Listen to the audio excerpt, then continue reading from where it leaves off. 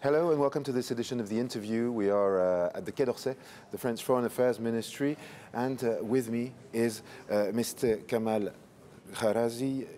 Welcome, thank you for being on our show. You are the President of the Council of Foreign Relations, Strategic Council for Foreign Relations in Iran, and you were the Foreign Affairs Minister of the Republic of Iran from 1997 to 2005. Welcome on our show, thank you very much.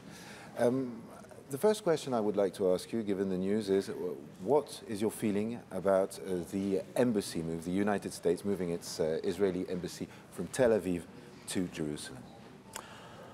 Before everything, we have condemned the decision of President Trump in moving the embassy of United States to Jerusalem.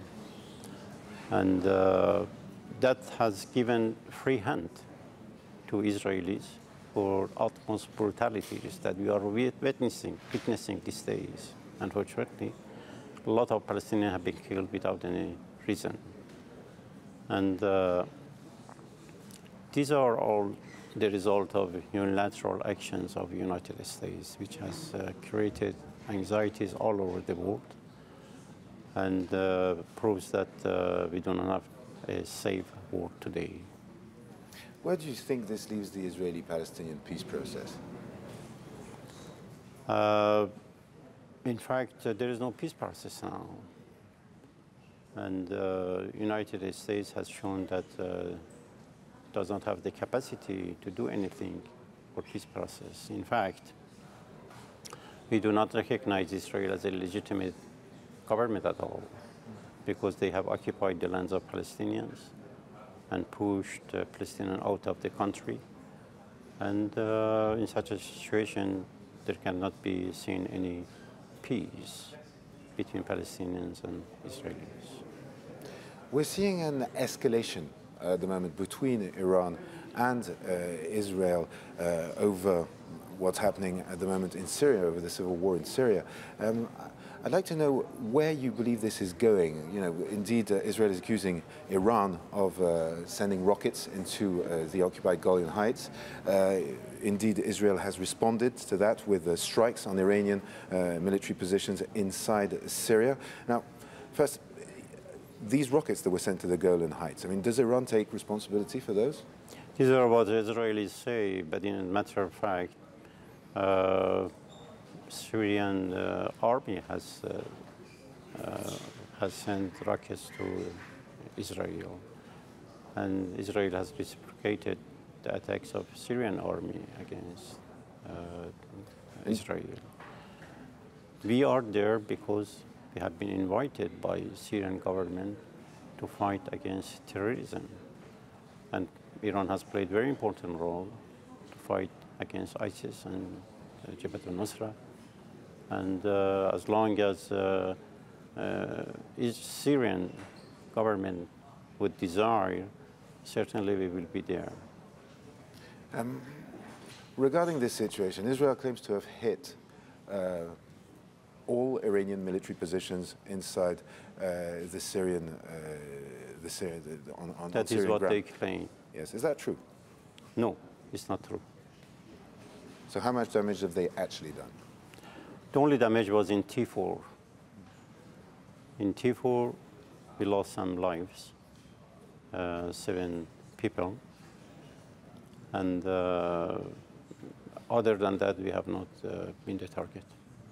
This was a message, obviously, by Israel to Iran. In a sense, they say it was a very broad strike, and it was designed indeed to, in a sense, you know, cut out any aggression. How are you going to react to these strikes? Is Iran preparing something after what has happened? Certainly, Iran is going to reciprocate. Mm-hmm. But I cannot tell you that when and in what kind of action. As far as this escalation is going, I mean, obviously all this is linked, obviously, to, you know, the current news. But how far is Iran willing to go? This looks like it's going straight to a potential new regional war between Israel and Iran that could be an actual direct conflict, though, on Syrian soil. Is this what we are looking at today? We are there to defend Syrian people. And as much as is needed to defend Syrian people, we are ready to do that. The so-called Iran nuclear deal, the JCPOA has been indeed walked out of by the Trump administration. This obviously has been condemned in Iran. Hassan Rouhani is now trying to visit various countries. He's already been to China. Russia is going to meet with the Europeans. Do you think the deal can survive with the United States having walked out of it? To survive the deal is one thing, and to do something against the unilateral action of the United States is another thing, which has put all different countries, including Europeans, in a very difficult situation. In fact, it has been humiliating European countries by taking unilateral action. And the secondary sanctions that Americans are going to put on any European country. Therefore, it's not only the matter of surviving the deal, but it's the matter of showing independence of European countries against the will of Americans. As far as there's been a real geopolitical reshuffle very recently, in fact.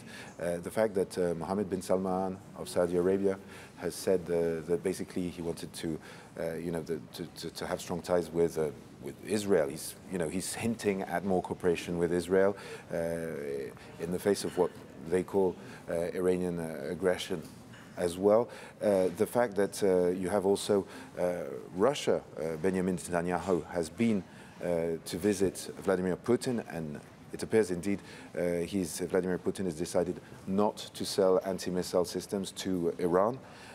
Does that mean you are isolated at the moment? We are not isolated because people of Iraq, people of Syria, people of Lebanon, Palestinians, people in the eastern part of Iran, all over, the world, people are, have a good relations with other countries. What you said about bin Salman, that shows that Saudi Arabia is selling its dignity to Americans and Israelis. And that's not something to be accepted by Muslim people. And it is a shift. But this shift cannot be in the interest of Saudi Arabian people.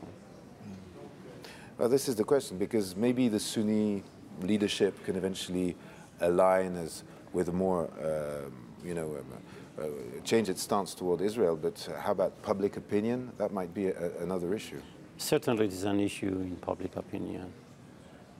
And the brutalities of Israel cannot be accepted by any Muslim man and women. And therefore, this political decision which is taken by bin Salman certainly would have its reactions among people. As far as internal policy in Iran, this decision by the United States of pulling out of the nuclear deal is also putting Hassan Rouhani and the more moderate camp in a very difficult situation as far as public opinion is concerned. Do you think that there is going to be a political shift inside Iran as well to the hardliners? In fact, any political decision as it relates to foreign relations is taken by the leader of Islamic Republic and followed by the government. In the case of nuclear deal, it's the same. Everyone is looking forward to today's meeting between Dr. Zarif and foreign ministers and Madame Mogherini in Brussels. In Brussels, yeah, absolutely. And we have to wait to see what would be the outcome of this meeting.